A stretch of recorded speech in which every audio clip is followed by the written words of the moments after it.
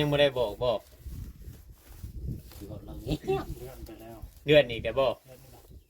เออ ที่ได้ว่าสิติดเนี่ยได้คิดว่าสิได้งบเนาะ อื ก็ ม ได้งบแล้วก็เลื่อนไปอีกแล้วมัน พอเราเห็นในคลิปเมื่อนั้นว่าประมาณวันพุธเนาะว่าสิปิดมาพูดกับข้านว่ะ อืม บัดนี้พอจันกับพระหัตถ์ เดือนไปอีกพี่น้องในเรื่องมันดินเดืองโดน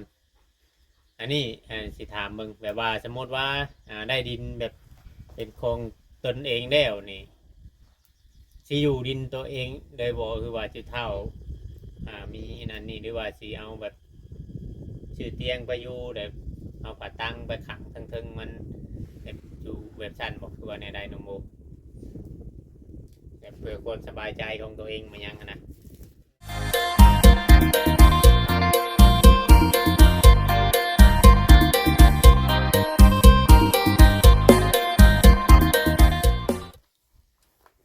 กับทักทายสบายดีพี่น้องเนาะ FC เบิร์ดสุขุสุคนอย่างเนาะ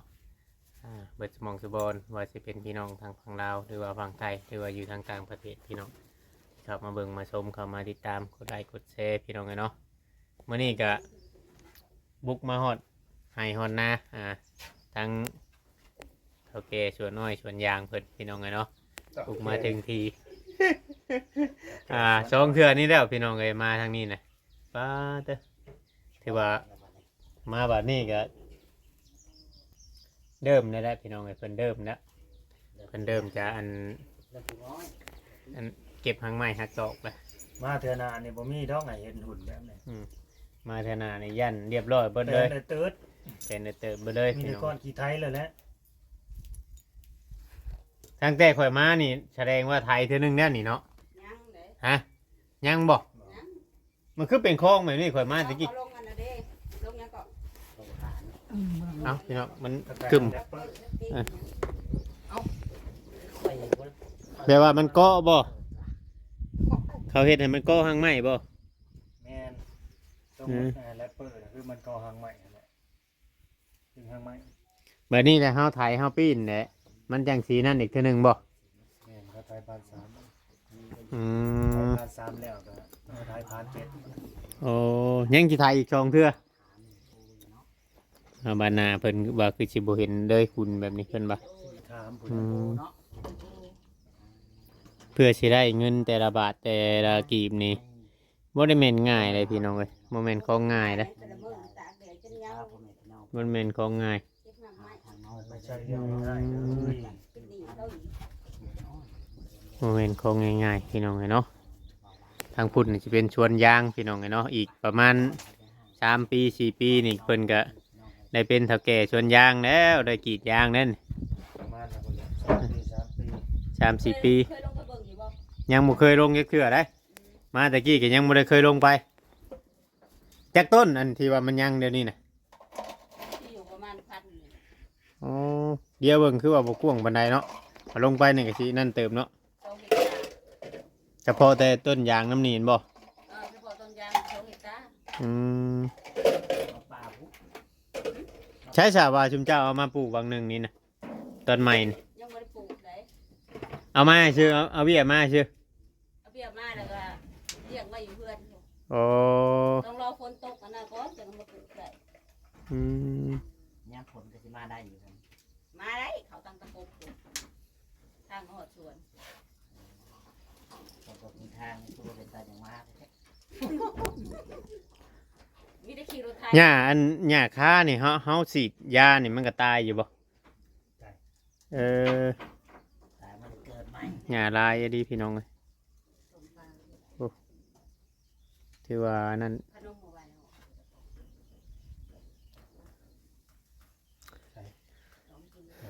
ใช้หนุ่มโอไปทางไหนหนุ่มโอน่ะ พบเดี๋ยวแจ็ค เอาไปเหี่ยวบ่ นึกว่าพบ เข้าห้องน้ำบ่ แล้วที่หนังของหมกเลย หนุ่มโอจะอยู่ข้างล่างบ่อ๋อ แล้วยังอันนั้นเดียว ไปเป่าควันบ่ ยังเป่าควนออก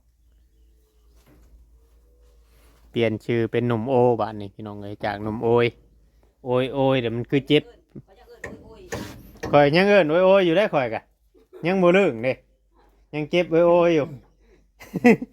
นมโอ้แม่เพิ่นให้เปลี่ยน อื ไอ้หน้าม ก็ยังเอิ้นนุ่มโอ้ยโอ้ยโอ้ยนุ่มโอ้ย แม่ให้เปลี่ยนชื่อแล้วบางคนก็ว่าห้วยเปลี่ยนเป็นโอเป็นหยังว่าซั่นนมโอนี่สิคือบ่าวโอลิเด้อเปล่าวะ เนาะ ก็ซื้อเดียวกันนั่นแหละ ชื่อเดียวกันนะจังหน่อยเพิ่นงวนนี่กระซิดได้จ่ายเพิ่นได้ฮะ บ่แห้งอีกแล้วเนาะ บ่แห้งอีกแล้ว ใส่ซื้อคือกันมาอยู่กัดอยู่นำกันกู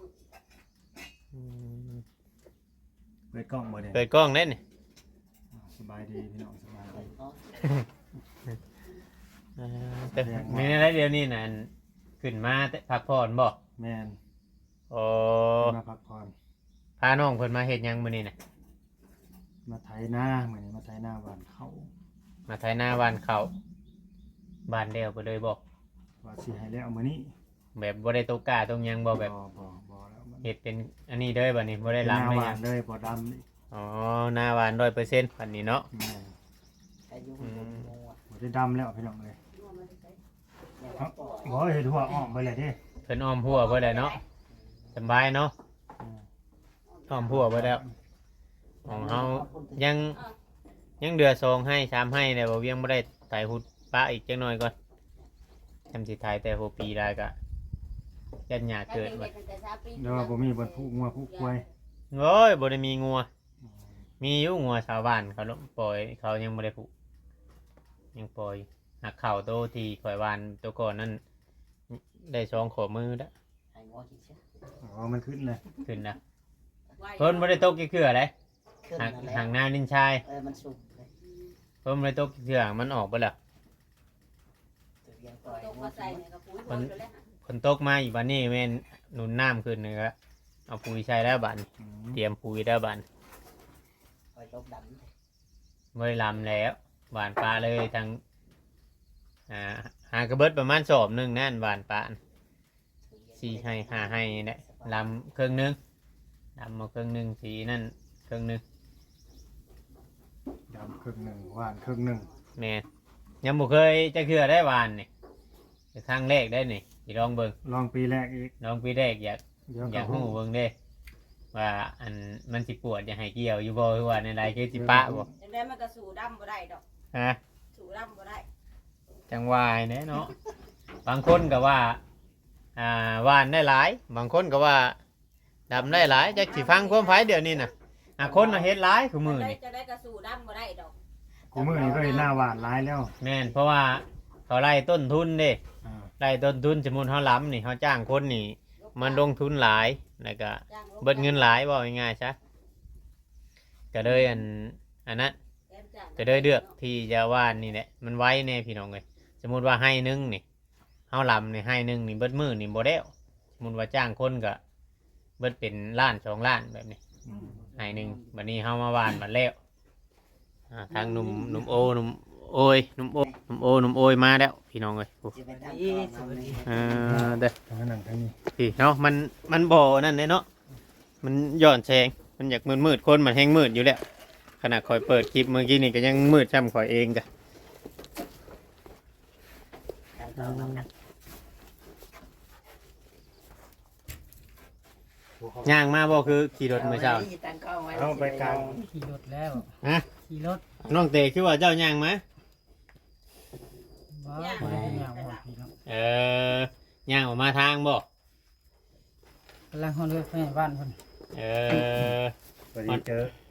อ๋อ พอดีบ่เล่าเขาไปหัดเล่นมาซะ อืม เจอเพื่อนผู้ใหญ่ ย่างเงิน เพื่อนในบ้าน เอ่อไปเพิ่นน่ะแม่นบ่บ่คือเด้อไก่บ่ได้ใกล้ปานใดเด้นาเราค่อยว่า แต่ว่าเชียร์ไฮเบอร์แลนด์น้องแต่นี่เนาะ เนาะบ่าวลาบ่ไปหักอีกแล้วนี่ย่างไปเองอีก เพิ่นคิดว่าหนุ่มโอหนุ่มโอยเพิ่นนั่นหา หาหาเฮ็ดดอกมานะบ่แม่นเนาะ บูดุกันนั่นแล้วว่ะ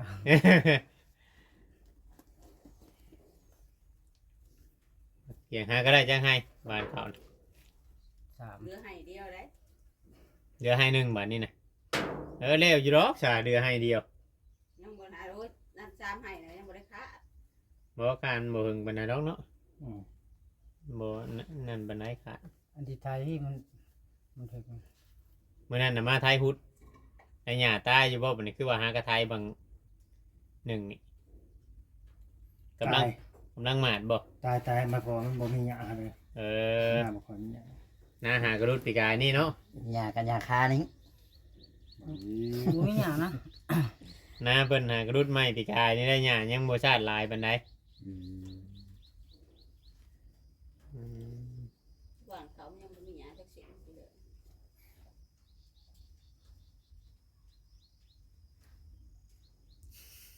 ยิ้มยังหนุ่มโอหนุ่มโอยหนุ่มโอ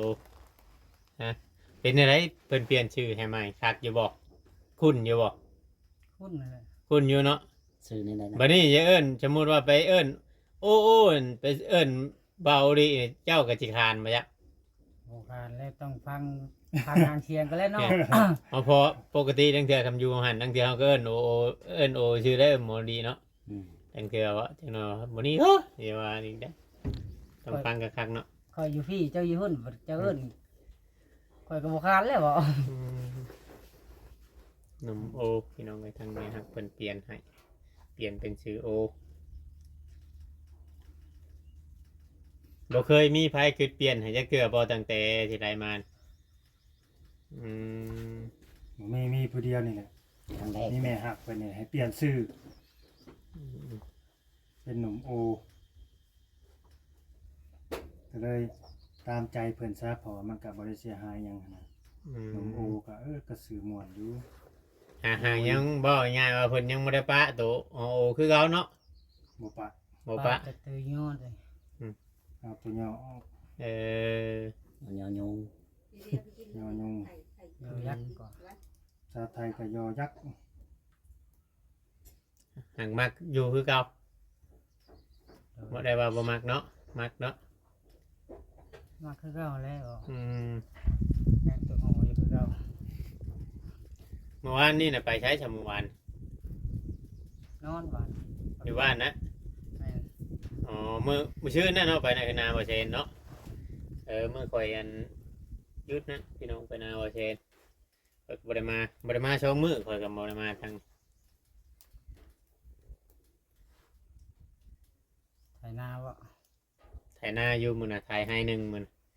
ได้หลายบ่เฮ็ดปกนะ ฮะ ได้หลายบ่เฮ็ดปกนะ ได้ชำทายให้เบิ่งคั่นแหละ เดี๋ยวนี้น้อยก็เอา ท่านได้เป็นหลอกซ้ำนะมีแต่ตีนมันน่ะซื่อ อืม ยังประมาณนี้กับอันหน้าดินนะเขาขุดลงไปเบิ่งเห็นน่ะขุดน้ำอะท่านใดนั่นครับ ไปขุดเอา ขุดเอาแบบแกงก็ยังแบบ ยังเป็นชาปวกอยู่นะ มันไปขี้ปวก ก็เลยกินไม้ปีมันได้กินตอนมื้อนั้นนะแล้วก็บ่ได้ไปเลยแม่นางวิวไป อืม ญาติกันห่างกันบ่ได้หลายเลยเขาเจ้าเอาไปขายนะซ้ำนั้นน่ะเชียเชนพุ่นได้มื้อนั้น บ่เหมือนเลยอียก็เฮาสิเฮ็ดปวกนะโลละก็ โล300 โลละ300 ชื่ออยู่ใช่ เป็นครั้งแรกเลย ชื่อนครพนมพุ่นบ่ อ่ะ เอ คือ อ คนลาวไปขายอยู่ฝั่งนั้น อืมเฮ็ดโหดอดีชุมเจ้ากันเนาะ พามาเลย น้ำมาว่าจ้ะเอาไหมยิงน้ำมานี่ ครั้งแรกได้กินเฮ็ดปวก พอข้ามาแล้วไปนั่นเห็นอะไรคือว่าไปคือเขาน้องเตกับไป ไปนำกัน บ่เอาน้ำปุ๊ เอาน้ำพ่นห่วย เขาน้องเตกับไปอยากไปเที่ยวบ่หนุ่มโอบ่อยากไปบ่ ไปกันแล้วไปเถื่อหน้านี่สิเอาน้องโอไปนำได้ เออ ว่าเอาข่อยไปน้ำล เคยไปบ่บ่เคยไปคือ ไปบ่ ข่อยก็ยังบ่เคยไปคือได้ตลาด ไปก็มาแต่เช้า มันเปิดตอนเช้าใช่บ่ อืม เอามาชวนมาตั้งตลาด อื เขาเปิดแต่เอาง่ายๆซะยันเขาบ่ได้นอนยันเขาบ่ได้นอนเลย พวกนั้นนะ พวกตลาดนะเขา อ๋อคำมือใดมือตลาดนั่นบ่ อยากไปน่ะมาแต่เช้าผมขอไปส่งเด็กน้อยมาเลยเขาชิโน โอ้ กลับออกมา อืม มันมีวันจันทร์กับวันพฤหัส คนลาวก็ยังได้ไปขายอยู่พุ่นเนาะ โอ้ยเขา หลายโพด มีแต่ แก้วเรื่อง มีคนลาวหลาย ขายกำไรนะ เขาให้เอาก็ไปบ่ หายไป เออ มันหลายโพด โอ้ยปวดนี่โอ้ย จำพ่ออันพวกเขา เน็ตซิม เขาหอยคายอยู่ทางนี่เขาจังคายเพลงเนาะบางเถื่อ ไป เนาะ เติมให้เลยนะบ่ไปแล้วเสียไปเติมให้ ไปเติมยังนะบ่จ้ะ เติมซิม เงินเบิดบ่ จักเลยหมดบ่หมดตั้งแต่ก็ไปแต่ตอนนั้นเขายามันหมดแล้วบ่จั อื ก มได้จังให้ไปไทยนาบ่เซนมัน ชี้ให้ คือได้หน่อยแท้คือว่ามีแต่หน้าให้น้อย ก็ให้น้อยแล้วบ่ ๆให้น้อยแบบหน้าก้อยเขาเบาอยู่ ย่างจนลอยวัดแถวแพงเนี่ยเพื่อ เพื่อจะยุดให้หนึ่งหน้าแถวนั้นคอยเห็นนะของเนี้ยหน้าเขาเบาเซนไปจักปรับกวนหมู่แถวนะที่ประบอกนะปรับเห็นในหน้าให้ใหญ่เกี่ยวหนึงก็เพื่อสิได้ให้หนึ่ง เกี่ยวยังใครแน่ได้ไปเรียกงาน ชวนลายชุมเพิ่นตัดเอาจักตัดเอาเน้นกวดไปแล้ว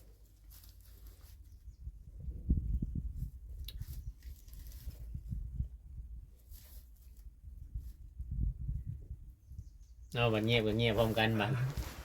ว้าวทำไม หรือว่าเบิ้นเฮงไถนาได้บ่ เอาลาว้าวทำไม เมื่อยได้บ่เมื่อยเบิ้นเฮงไถนาได้บ่เจ้ากะว่านบ่คือว่าให้เมียว่านอย่างเดียวบ่ล่ะ เนี่ยว่า เมียว่านเจ้าว่านบ่เป็นบ่ หืม เออเพราะว่าบ่มั่นใจได้ให้เมียว่าน ให้เขาหวานเอง เมียว่านย่านมันบ่ออกย่านออกบ่ยุ่มบ่ยิ้มหั้นนะต้องว่านเอง อืม เป็นกล้าเป็นหยังคือกันบ่เคยให้เมียว่านนะให้เมียว่านลกยะจักแนี่แหละกล้า ป กะ ล่อยคือปล่อยแบบบ่มั่นใจได้แฮะ เราว่านเราเองก็โอ้ยบ่คักเราอ่ะเราก็บ่ว่านเด้อให้เราว่านเทื่อนึงน่ะบ่คักตัวเองว่านแค่นี้ เมื่อวานนี่น้องชายไปว่าน โอ้ยคนนี้ปลูกบางไม้บ่ค่อยเป็นหมา น้องชายไปว่านรถอัน บ่าวลาว บ่อันนั้นเบิดนาให้หนึ่งน่ะเบิดข้าวชอบหนึงให้ก็ให้บ่ได้น้อยดอกใหญ่เติบอยู่ข้าว ในกระสอบ ข้าวประมาณ40ปลายนี่แหละมันหา ไม้หนึงนะ เออ เออ มันหักบานเบิดชอบหนึ่งมันมาบกเขาบุพอยมันชงทีโพดว่ะ 40 บาททำมัน เป็นอะไรหนุ่มโออันเรื่องที่ดินที่โดนสิเป็นตาได้ปิดอยู่บ่คือเว่ามื้อนั้นคือว่าประมาณวันพุธสิได้ปิดว่ะเห็นในคลิปบ่ลาว ฮะ ยังบ่ฮู้บ่บ่ลาวยังบ่ได้บอกบ่ บอกเราเงี้ย เลื่อนไปแล้ว เลื่อนอีกแต่บ่ เลื่อนไปแล้ว เออ ที่ได้ว่าสิติดอย่างได้คิดว่าสิได้งบเนาะ อื บ่ ม ได้งบแล้วก็เลื่อนไปอีกแล้วบัด ว่าเฮาเห็นในคลิปมื้อนั้นว่าประมาณวันพุธเนาะ แม่น ว่าสิปิดบ่พูดกับค้านว่ะ อืม บัดนี้พอจันกับพระหัต เดือนไปอีกพี่น้องในเรื่องมันดินเดืองโดน อันนี้สิถามเบิ่งแบบว่าสมมติว่าได้ดินแบบเป็นโครงตนเองแล้วนี่สิอยู่ดินตัวเองเลยบ่คือว่าจะเท่ามีนั่นนี่หรือว่าสิเอาแบบชื่อเตียงไปอยู่แบบเอาผาตั้งไปขังทั้งๆมันแบบอยู่แบบสั้นบอกคือว่าในใดนโมแบบเพื่อคนสบายใจของตัวเองมายังอะนะ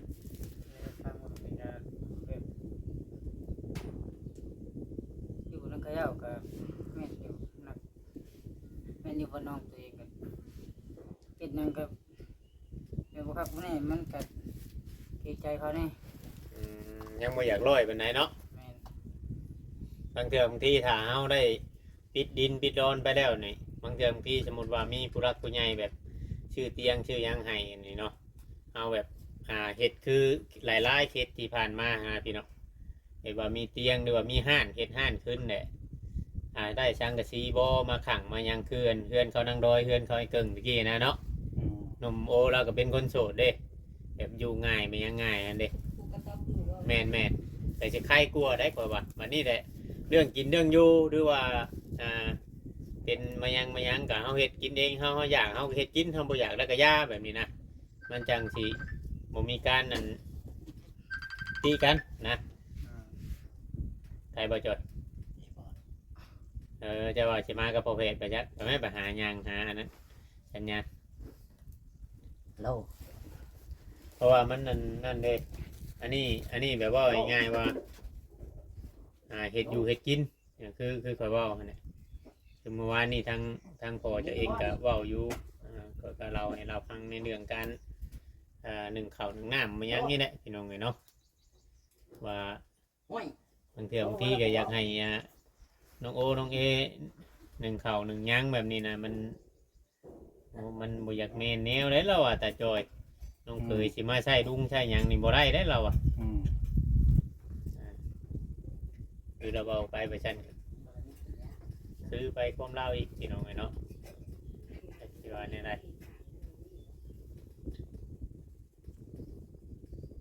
เจ้าก็หนึ่งนี่บอกเขาน้ำอยู่น้ำเขา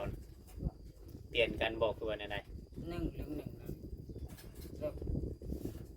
มาแต่เรียกไม่เมื่อยเลยแบบที่ท่านที่นี่แล้วเป็นเขาอยู่เอื้อนนะแบบผมเห็นว่าเขาใช้น้องดอกเขาอยู่เอื้อนอยู่ชื่อประเทศพิจังผมเห็นวันนี้ใช้น้องนี่ก็ที่ก็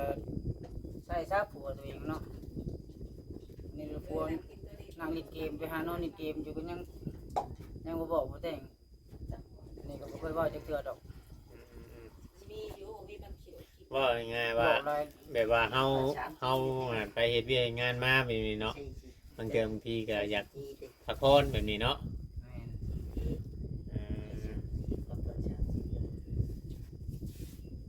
แม่น มีแต่ว่าเอาไปแบบนี้พี่น้องอีกทีจำสิว่าไปหลายจำสิว่านั่นจำนวนมันสิเกิดลามห้าขึ้นมาอีก พอเวียงที่อยากดีเวียงแท้ๆอะไรกับลามห้าตั้งแต่มันเป็นเรื่องมื้อนั้นมาแต่วันนี้แหละก็เลยมีแต่ว่าถ้าว่าผู้รักผู้ใหญ่เนาะเพียงเนาะก็ถ้าว่าเพิ่นสิปิดดินปิดดอนให้น้องโอนี่คือบ่เวียงเว้าหั่นแหละมีแต่ว่าเฮ็ดห้านหรือว่าปลูกกระต๊อบอยู่คือเขานั่งร้อยไอ้เกิงตัวนั้นอยู่ดินอยู่ร้อนตัวเองเนี่ยผู้รักผู้ใหญ่เพิ่นชดช่วยมาที่ละเล็กที่ละน้อยก็เอาจังคอยชาสมไปในการเฮ็ดแล้วก็การใช้ชีวิตของเรานี่เฮาเชื่ออยู่เพราะว่าเราเคยอยู่ตัวคนเดียวมาแล้วเคยอยู่ตัวคนเดียวมาแบบว่าเป็นระยะเวลาล้นเติบเนาะแบบว่าบ่ได้อยู่บ่ได้แบบว่ามีข้าวมีน้ำกินนะแต่ว่าหาเลี้ยงตัวเองไปเด้อหากินไปทั้งเถื่อก็หาหันหานี่ไปแลกกินมันก็คือว่าเราจะเอาตัวรอดอยู่ดอกพี่น้องเลยแบบนี้แหละเรามาหานัดจ้างเฮ็ดเวียกเฮ็ดหยังเราก็ไปแบบนี้นะ FC หลายๆคนเพิ่นก็เชื่อพี่น้องเนาะแต่มื้อนี้ก็มีอยู่พี่น้องก็มีงบมีหยังเข้ามาสมทบทางบ่อลาวอยู่พี่น้องเลยเนาะมีงบอยู่พี่น้องเลยเนาะ ปิดเลยบ่มื้อนี้งบนี่ปิดเลยบ่ โอ้บ่จักน้ำบ่อลาวแล้วตัวสิปิดบ่ปิดนั่นกันเนาะ ว่ากันมาจุบไก่ปิดเลย มีงบอยู่พี่น้องเลยเนาะเป็นอะไรดีใจอยู่บ่มีงบฮะ ดีใจเลยเนาะ ดีใจบ่น้องโอเจ้าลองเล่าบ่อยู่ว่าข่อยมีงบมาเท่าไรหมื้อ เดานั้นมันก็จะยากแล้ว ชับ เราสูงไว้แล้ว ๆ เพราะว่าเขายังขาดงบอยู่21,500ตอนนี้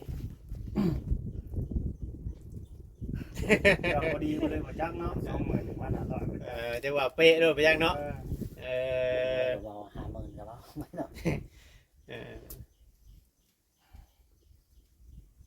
เอาเป็นคลิปหน้าก็แล้วเนาะจังสิได้จะเลยเรื่องงบเนาะว่ามีเท่าไรเนาะ ไม่แล้ว ให้ FC ใจเย็นเฮ็ดเฮียนสูตรว่าเราก่อนว่าเราพาเฮ็ดได้ตัวนี้น่ะ เอาไปคลิปหน้าเลยก็แล้วกันในคลิปนี้ก็สิชำนี่ก่อนได้จ้ะมีแต่แจ้งให้น้องโอเพิ่นดีใจไว้ก่อนเนาะบ่จ้อย แม่น เอาคลิปหน้าก่อนเพราะว่ามันก็ยืดยาวพอสมควรได้คลิปนี้ก็ได้มื้อนี้ก็ตามมาถึงที่พี่น้องเอ้ยแล้วก็จะไปเบิ่งทั้งน้องโอน้องหยังเพิ่นไถนาบ้านเขากับบ่จ้อยสิเป็นคนขับรถไถต่อไป ไปเบิ่งผลงานเนาะ ต้องไปเบิ่งผลงานนำได้ นั่นคือว่ามีแม่ๆ FC อยากจะซัพพอร์ตได้พี่น้องเนาะเติมกันเข้ามาอีกได้สมมุติว่างบยังบ่พอนู่นนั่นนี่ก็หรือว่าอยากจะซื้ออันเป็นเครื่องครัวบ่เนาะเพียงเนาะเป็นถ้วยเป็นบวงต่างๆเนาะพี่น้องเพราะว่าหนุ่มโอนี่เราเข้ามาอยู่น้ำน้องนี่เราก็บ่ได้มีอิหยังแล้วอยู่แล้วนะอยู่เฮือนเก่าเราก็บ่ได้มีอิหยังอยู่แล้ว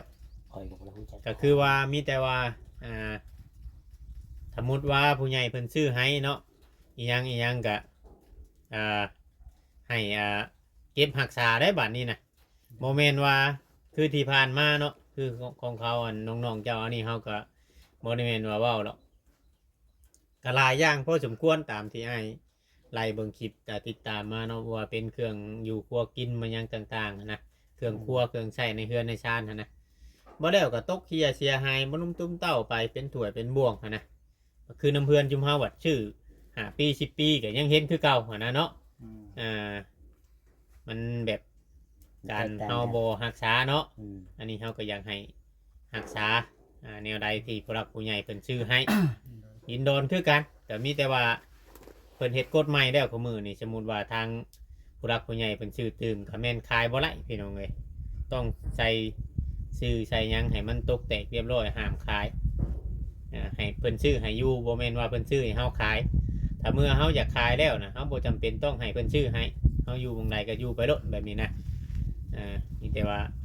เอาไปแบบชั้นแหละพี่น้องเนาะติดตามในคลิปต่อไปพี่น้องเอ้ยเนาะบ่เวียงสิจบคลิปเด้มาเจอคลิปนี่ แม่ เนาะ คือกันอะไร มีแต่ว่าฝากนำ FC กดไลค์กดแชร์หน่อยเด้อพี่น้องเอ้ยเนาะ